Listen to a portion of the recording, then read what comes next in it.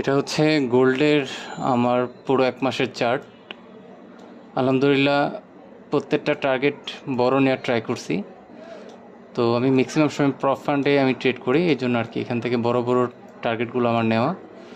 তো এখান থেকে সবচেয়ে বড় টার্গেট ছিল আমার এই পয়েন্ট থেকে, এখান থেকে প্রায় 2000 পিপসের মতো এখান থেকে কালেক্ট করছিলাম। তো আশা করি মার্কেটকে আবার যখন পাবো কারেকশনে, তো আবার এখান থেকে একটা বড় টার্গেট নেব।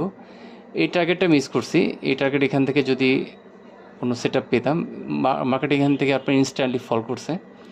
তো আশা করতেছি মার্কেটে আবার এখান থেকে যদি পাই, এখানে রেফারেন্স পালে এখান থেকে মার্কেটকে আবার এখান থেকে বাই নিয়ে ট্রাই করবো ইনশাল্লাহ।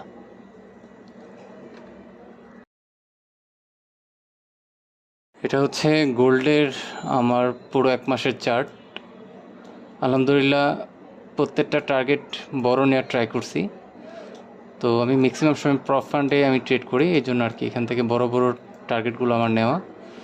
তো এখান থেকে সবচেয়ে বড় টার্গেট ছিল আমার এই পয়েন্ট থেকে, এখান থেকে প্রায় 2000 পিপসের মতো এখান থেকে কালেক্ট করছিলাম।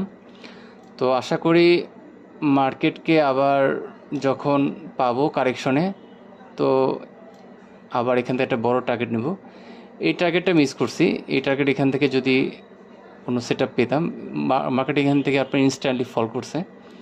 তো আশা করতেছি মার্কেটে আবার এখান থেকে যদি পাই, এখানে রেফারেন্স পালে এখান থেকে মার্কেটকে আবার এখান থেকে বাই নিয়ে ট্রাই করবো ইনশাল্লাহ।